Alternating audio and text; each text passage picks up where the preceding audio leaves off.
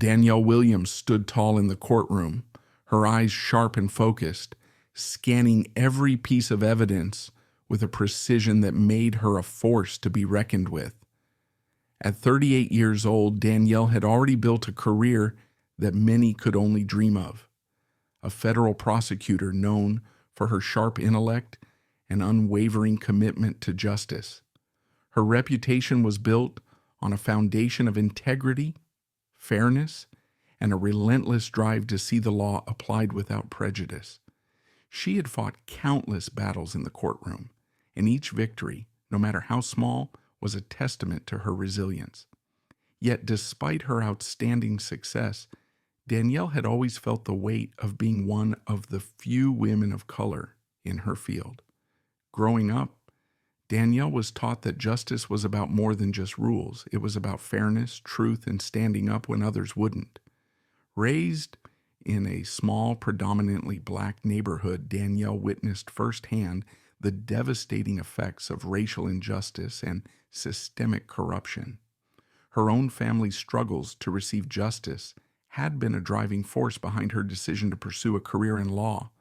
Her father, Ronald Williams, had been a police officer in their community before becoming disillusioned with the system.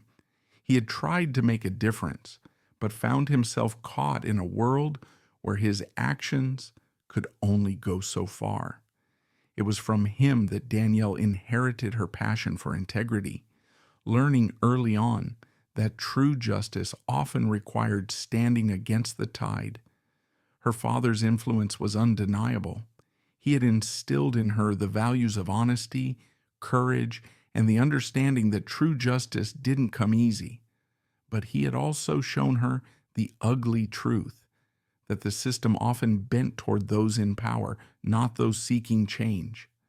This understanding drove Danielle to pursue law, not just to fight for her own success, but to ensure that others would not suffer the way her family had. Outside of her demanding career, Danielle lived a life steeped in purpose. She was a loving daughter, aunt, and close friend, maintaining a tight-knit support system that helped her through the challenges she faced daily. When she wasn't prosecuting cases, Danielle dedicated her time to social justice initiatives, often working with underprivileged communities to offer them the legal aid and guidance they needed. She was passionate about helping the youth in her neighborhood see the potential of a better future, away from the cycles of crime and disenfranchisement. Yet, the professional world she had chosen to thrive in was far from easy. As a black woman in a field dominated by white males, Danielle had to fight twice as hard to prove her worth. Despite her qualifications, there were times when she felt the sting of microaggressions and biased assumptions that seemed to undermine her every move. Whether it was being questioned in court or being passed over for opportunities, Danielle knew that to be taken seriously, she had to outperform everyone around her. And so she did. But the pressure of always having to prove herself began to weigh heavily on her. Even with the accolades and accomplishments, Danielle never allowed herself the luxury of resting on her laurels, knowing that one mistake or misstep could cause her career to be questioned in a way that her white counterparts wouldn't face. Danielle's story wasn't just one of professional success, it was one of resilience, of pushing through barriers that were never meant to be crossed, of finding a way to rise above in an environment that seemed to always find new ways to put her down.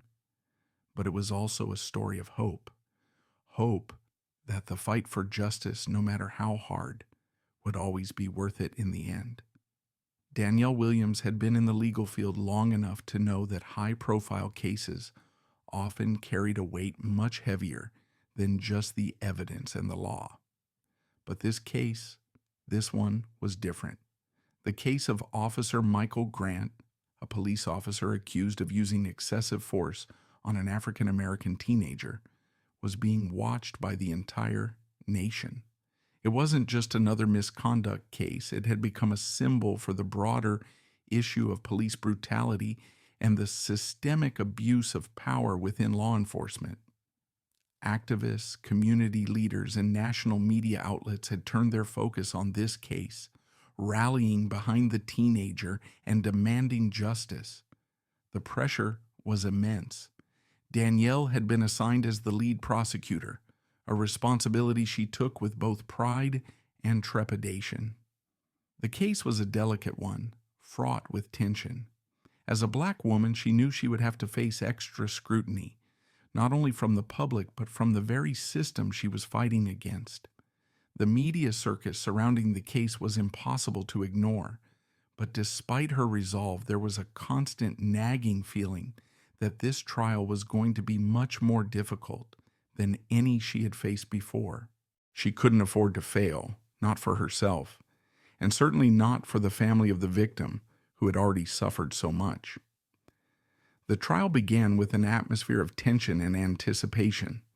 The courtroom was filled with reporters and activists demanding justice.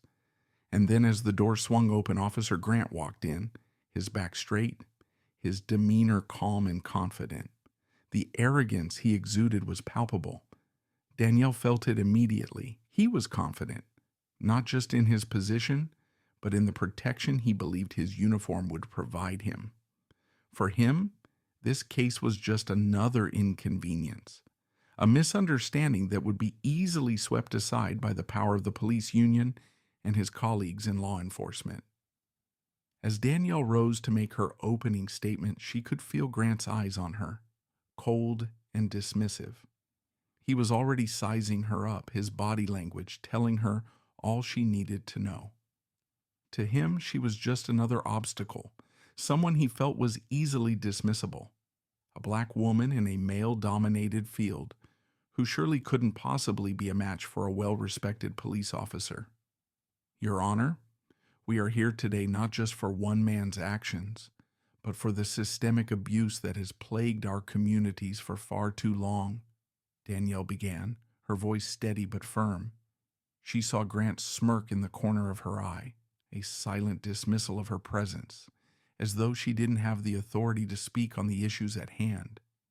As the trial progressed, Officer Grant's behavior grew increasingly hostile and condescending. He took every opportunity to belittle Danielle, making mocking gestures and disparaging comments under his breath, knowing that the courtroom was watching. He often referred to her as the rookie prosecutor in front of the jury, insinuating that she was out of her depth, undermining her authority at every chance. "Aren't you a little too young to be handling such an important case?" he sneered during cross-examination, as if questioning her worth simply based on her age and gender. The more Grant mocked her, the more dehumanized Danielle felt. It was the same feeling she had experienced countless times throughout her career, the feeling of being judged for her race and gender rather than her merit. But this time, in this courtroom, the stakes were higher.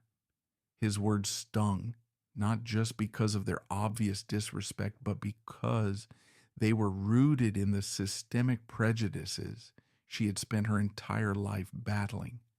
Every insult, every moment of dismissal reminded her of the long road she had traveled and just how much more she had to prove. But she kept her composure, refusing to let his behavior dictate her actions. As the trial moved forward, Danielle's resolve only grew stronger. The evidence began to pile up, and slowly she began to see the cracks in Officer Grant's story.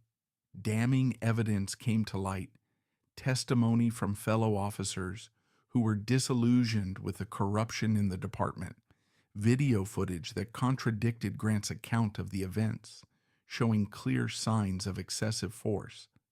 The more she uncovered, the more she realized that this was no isolated incident. Officer Grant's actions were part of a larger systematic issue within the department, a corrupt system that allowed officers to act with impunity, confident that their badges would shield them from the consequences of their actions. At this moment of triumph, when the evidence seemed to confirm Danielle's suspicions, Grant's arrogance only grew. Confident that his badge and his status would shield him, he continued to mock Danielle. "You don't know what it's like to serve this country, little girl," he taunted. He still thought he had the upper hand, despite the mounting evidence against him. His belief that his position would protect him became more evident, and Danielle realized that this trial wasn't just about the officer. It was about the corruption within the entire system that allowed men like him to walk free, no matter how many lives they destroyed. Danielle stood her ground, determined not to let him or the system silence her. But she knew, deep down, that this fight was far from over. It was just beginning. As the trial against Officer Michael Grant progressed, the weight of the case began to sink in deeper for Danielle Williams. What had started as a fight for justice for a single victim quickly became something much larger.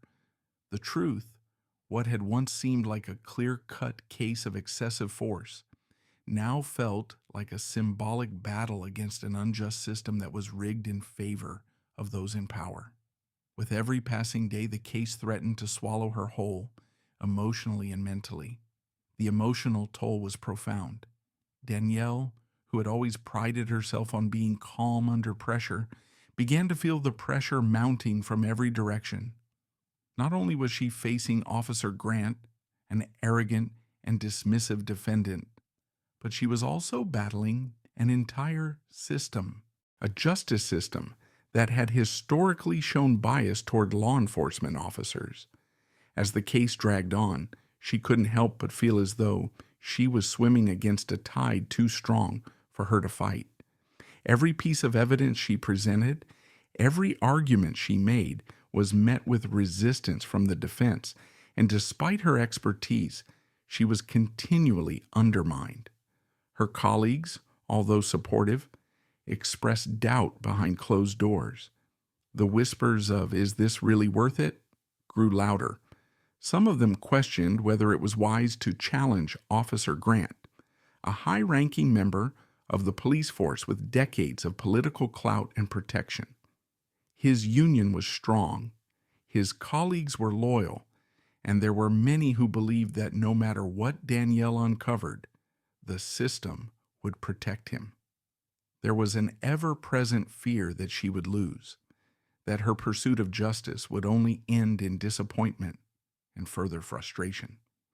Even some of her peers questioned whether it was worth the emotional toll of fighting such a high-profile case that could cost her more than just her reputation. Was it worth the risk of making enemies in the department or in her career? Meanwhile, outside the courtroom, society's indifference began to weigh heavily on Danielle. She was met with ridicule from certain factions, many of whom questioned her ability to bring down a powerful white police officer. The media began to twist the narrative surrounding her. Headlines and articles started questioning her qualifications and motivations. Some suggested that she was only pursuing the case for political gain, while others implied that as a black woman she was too emotionally invested in the matter and incapable of being objective. Some even went so far as to diminish her intelligence, casting her as an angry prosecutor who was overreaching in a case she wasn't equipped to handle. Danielle found herself isolated, both in and outside of the courtroom. She couldn't escape the constant reminders that she was fighting against something bigger than just a bad officer. It wasn't just Officer Grant. It was an entire system that continuously perpetuated inequality. The racism she had worked so hard to overcome in her career now felt like a constant, unavoidable weight on her shoulders. She was one of the few women of color in the field, and every move she made was being watched under a microscope. The thought that her every action might be scrutinized even more because of her race filled her with anxiety. Was this fight even possible, she wondered in her quieter moments? But she quickly suppressed those thoughts, reminding herself why she had begun this journey in the first place. In the midst of this mounting pressure, Danielle's personal life began to unravel. Her constant focus on the trial left little room for anything else. She found herself skipping family dinners, missing calls from her mother, and isolating herself from friends who had always been there for her. The case had consumed her to the point where her own well-being was beginning to suffer. She no longer had the energy to unwind after long days in the courtroom. Sleep became a luxury she could no longer afford, and the emotional exhaustion started to show. Her father, who had once been a police officer himself, became increasingly concerned. He saw the toll this case was taking on her, not just physically but emotionally. Ronald Williams, ever the protector, had been proud of his daughter's achievements, but this case filled him with a gnawing worry. He understood, perhaps better than anyone, what the system was capable of. "I don't want you to lose yourself in this," he said one evening, his voice heavy with concern. "You don't have to fight all these battles alone, Danielle. Some fights can break you. Is this really worth it?" His words echoed in her mind as she lay awake that night, staring at the ceiling, wondering if she was putting her own future at risk for a cause that might never win. But Danielle's resolve never wavered. In the face of overwhelming odds, she found solace in the support of a few key allies. Despite the systemic resistance, she was not alone. Her mentor, Edward Walker, a senior prosecutor, continued to provide invaluable guidance, reminding her that true justice wasn't about winning every battle, but about fighting for what was right. Tasha, a local activist, became a cornerstone of emotional and logistical support, helping to keep the case in the public eye. Together, they ensured that the case remained a priority for the media, which was crucial in pushing back against the systemic forces trying to bury it. Tasha's unwavering belief in Danielle gave her the strength to keep moving forward. But it was the covert support that Danielle began to receive from a few officers within the department that truly kept her going. These officers, fed up with the corruption in their own ranks, were quietly offering their help, supplying documents and insider information that were essential to the case. Despite the risks involved in speaking out, these brave individuals knew that the system needed to change, and they saw Danielle as the catalyst for that change. With the growing support of her community, her colleagues, and a few courageous insiders, Danielle found the strength to press on. She knew that the cost of justice would be high, but she also knew that it was a fight worth having. The rising tension was only making her more determined to see it through.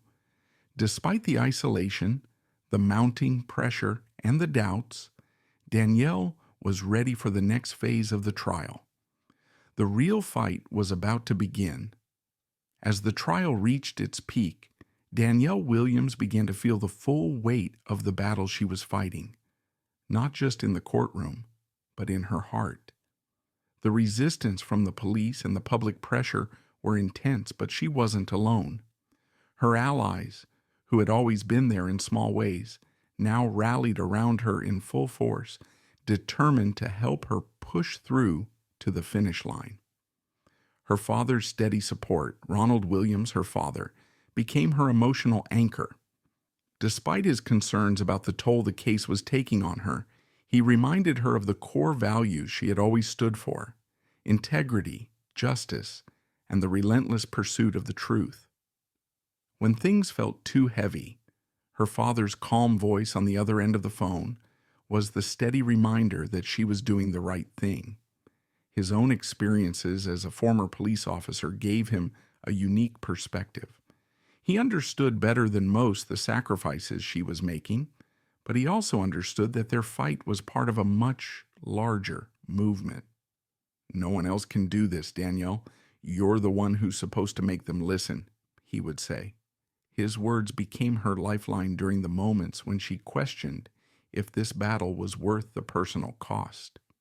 Community support through Tasha and activists. Outside the courtroom, Tasha, a passionate community activist, and other members of the community became an essential part of Danielle's support system. Tasha organized rallies, ensured the case stayed in the public eye, and was vocal on social media platforms, pushing the hashtag #Justice for Danielle to trend. She provided logistical and emotional support, and her efforts ensured that the people who mattered most, the ones directly affected by the injustice, remained engaged in the fight for accountability. Danielle had always believed that the community was the true backbone of change, and seeing it come together gave her the strength to continue. Her legal team's unwavering commitment. Back in the courtroom, Danielle's team of attorneys, led by Edward Walker, her seasoned mentor, was another crucial pillar of support. Edward, a calm and methodical prosecutor, had always been someone Danielle trusted deeply. He understood the weight of the case better than anyone, having seen firsthand the challenges women and people of color faced in the legal profession. His guidance was invaluable as they countered the defense's attempts to manipulate the narrative. "You can't out-argue their lies unless you stick to the truth, Danielle," Edward often told her. Together, the legal team mounted a strong defense, systematically dismantling Officer Grant's false claims and challenging the tactics of the police defense team. Every day, they built a stronger case, one that didn't just rely on the facts but on the moral weight of justice. Resistance from the police and the union. Despite the mounting evidence, resistance from the police was fierce. The police department, under pressure from its powerful union, did everything it could to protect Officer Grant and discredit Danielle. Captain Mark Davis, Grant's superior officer, led the charge. He and other high-ranking officers in the department attempted to undermine Danielle's credibility at every turn. They used their positions to spread misinformation, attempting to manipulate the media and create doubt about Danielle's motives. They painted her as an activist prosecutor, suggesting that her race and her apparent agenda were clouding her ability to fairly prosecute the case. This coordinated effort was an attack not just on Danielle, but on the entire system of justice. They tried to weaken her resolve, casting aspersions on her professionalism, hoping to make her appear unqualified for the case. But Danielle refused to buckle. She had worked too hard, and her belief in the justice system was stronger than the constant attacks. Every tactic they used to undermine her only reinforced her resolve. They were using the same tools of manipulation and power that had created this system of inequality, and she was determined to fight back with every legal argument she had. Public support and growing momentum. As the trial wore on, Danielle began to feel the shift in public opinion. What had initially started as a local issue had evolved into a nationwide movement for accountability and racial equality.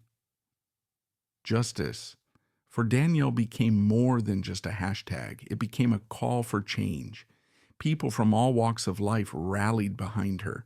Activists, civil rights organizations, and everyday citizens flooded social media, voicing their support. The narrative around the case began to change, with many seeing Danielle not just as a prosecutor, but as a symbol of resilience against an unjust system.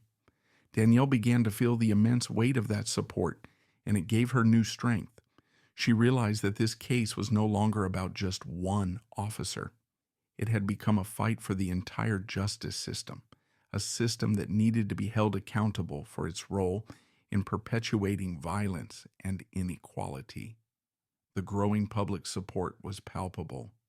Newspapers and news channels that once questioned her every move now highlighted the strength of her case. The shift in public opinion made it clear that, win or lose, Danielle was already making a difference. The support from her colleagues, the community, and the growing public momentum was pushing Danielle forward. Even when the resistance seemed too strong, when the police tried to use their influence to discredit her, she knew she wasn't fighting alone.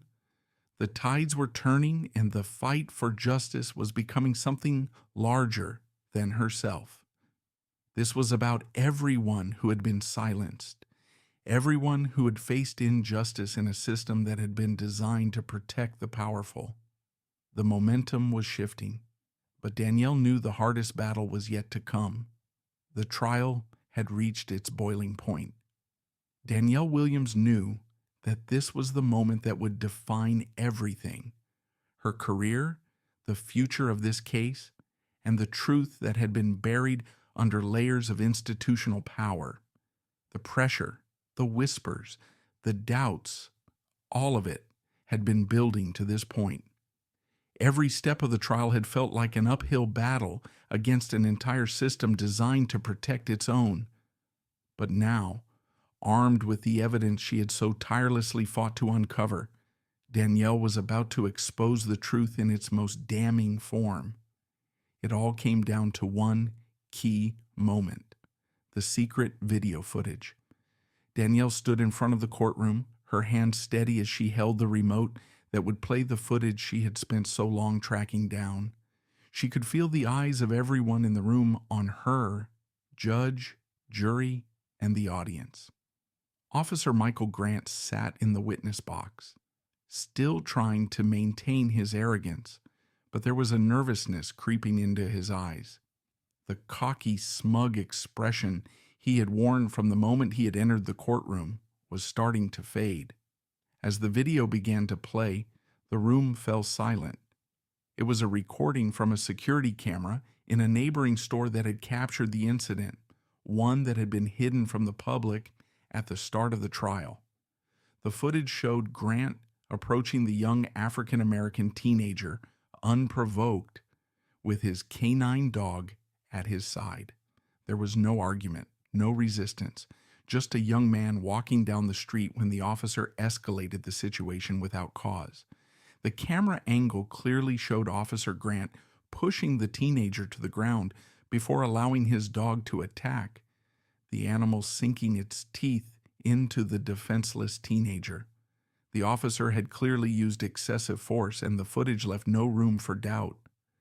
Gasps filled the courtroom.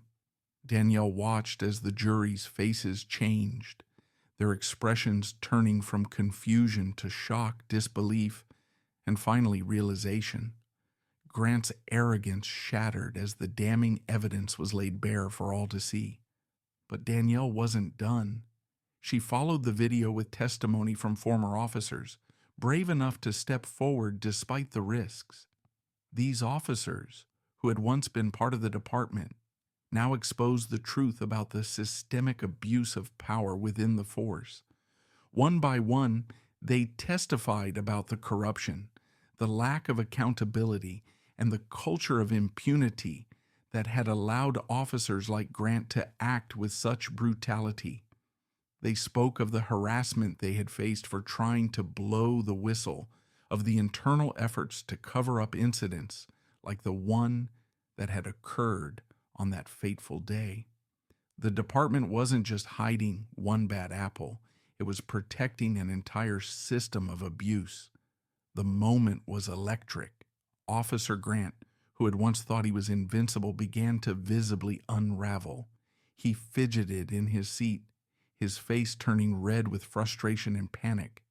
His confidence, which had been so evident in the early days of the trial, had completely evaporated. Danielle watched as the arrogant man who had belittled her and mocked her every move now began to sweat under the weight of his own lies. He tried to regain control, but his voice was shaky and his words were no longer as persuasive. He was caught. The judge noticed his change in demeanor and glanced at the defense attorneys, whose faces showed signs of defeat. Grant's defense attorney attempted to interject, but the evidence was overwhelming. The case that had once seemed unwinnable now seemed like a foregone conclusion. Danielle pressed on, unwavering, not allowing herself to be distracted. She had worked too hard to let this slip through her fingers now. In the final moments of the trial, when it seemed like the truth was already clear, Danielle stepped forward. She had one last thing to say, not just to the jury, but to the world. This wasn't just about one officer. It was about the system. and she wasn't going to let anyone forget that. With calm authority, she addressed the court, her voice echoing in the silent room. This case is about more than one officer. It's about a system that allows injustice to thrive and a society that tolerates abuse of power, she said, her words deliberate and unshakable. The jury and everyone in the room hung on her every word. We are not asking for special treatment. We are demanding equal treatment, she continued, her eyes locking onto Officer Grant. Grant, your badge doesn't protect you from the truth, and neither does the system that's been shielding you. The time for silence is over. The time for justice is now. The room held its breath. Danielle's words reverberated through the courtroom, each syllable cutting through the tension like a blade. Grant's face paled, the full weight of the moment finally sinking in. For the first time in the trial, the power of his badge felt like an anchor, dragging him into the depths of accountability. The jury deliberated for a short time before delivering a guilty verdict. Officer Grant was held responsible for the excessive force used against the teenager, and the corruption within the department was now open for all to see. Danielle's victory wasn't just a personal one. It was a monumental step toward reform and justice in a system that had long failed to serve everyone equally. The courtroom erupted in applause as Danielle stood tall, knowing that this was only the beginning. The fight for justice would continue, but today she had won. The moment the jury announced its verdict, Officer Michael Grant's face drained of color, his posture slumping as the words "guilty of excessive force and misconduct" echoed through the courtroom. The weight of the decision hung in the air, palpable and undeniable. Grant, once so confident that his badge and status would shield him, was now facing the consequences of his actions. The jury's decision felt like a victory, not just for the teenager who had been attacked, but for every person who had suffered under a broken system that allowed officers like Grant to act with impunity. Grant was sentenced to prison, his future shattered, and for the first time, justice prevailed over the power of the badge. But the repercussions didn't end with him. Captain Mark Davis, the officer who had led the defense of the corrupt system, was swiftly removed from his position. His efforts to protect Grant and suppress the truth were exposed as part of a larger network of cover-ups within the department. Investigations into several other officers who had been complicit in the corruption soon followed, leading to a broader reevaluation of the department's culture. The police department underwent an overhaul, implementing significant reforms aimed at increasing transparency and accountability. Body cameras were mandated, independent oversight committees were created, and the department was forced to adopt policies that would ensure officers could no longer act with unchecked authority. Though these reforms were just a first step, they signaled a shift in the right direction, toward a future where justice could no longer be denied based on power or position. For Danielle Williams, the victory felt bittersweet. As the applause erupted in the courtroom, a sense of pride washed over her, but it was tempered by the knowledge that this victory was only a small piece of a much larger puzzle. She had delivered justice, but she knew the battle was far from over. The system that had protected men like Grant and Davis was still intact, and much more work would be required to dismantle the deeply ingrained racism and corruption that plagued the institution. Danielle found herself reflecting on the journey. She had been pushed to her limits, both personally and professionally. The emotional toll of the trial had been immense. She had seen firsthand how the system tried to crush her, how it worked to diminish her every effort, and how it attempted to paint her as just another angry, biased prosecutor. Yet, she had persevered. She had withstood the resistance, the personal attacks, and the long hours, knowing deep down that it was all for something greater than herself. The victory wasn't just hers. It was for the countless others who had been victims of police brutality, for those who had faced systemic injustice and had never been heard. Her success was proof that even the most powerful systems could be challenged and toppled if people were willing to stand up and fight. But Danielle knew that this fight had come at a personal cost. The emotional scars of the trial, the sleepless nights, the isolation, the sacrifice of time with her family remained. She had lost pieces of herself along the way, and yet she had grown stronger. The battle had changed her, but it had also shaped her resolve. She had learned that the price of justice wasn't just measured in legal victories, but in the toll it took on the people who dared to challenge the status quo. Danielle Williams had become a symbol of resilience and hope for those who had long been silenced by a broken system. Her victory sent a powerful message to the world. Justice is possible, but it requires unyielding courage and determination. As the trial concluded and she walked out of the courtroom, Danielle knew her work was far from finished. She had taken on one corrupt officer, but there were many more battles ahead, and with each step forward, she would continue to fight, knowing that the path to true justice was long and fraught with obstacles.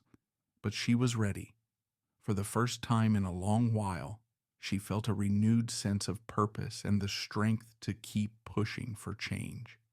As the trial came to a close, Danielle Williams stood before a gathering of supporters, her face a mixture of triumph and resolve.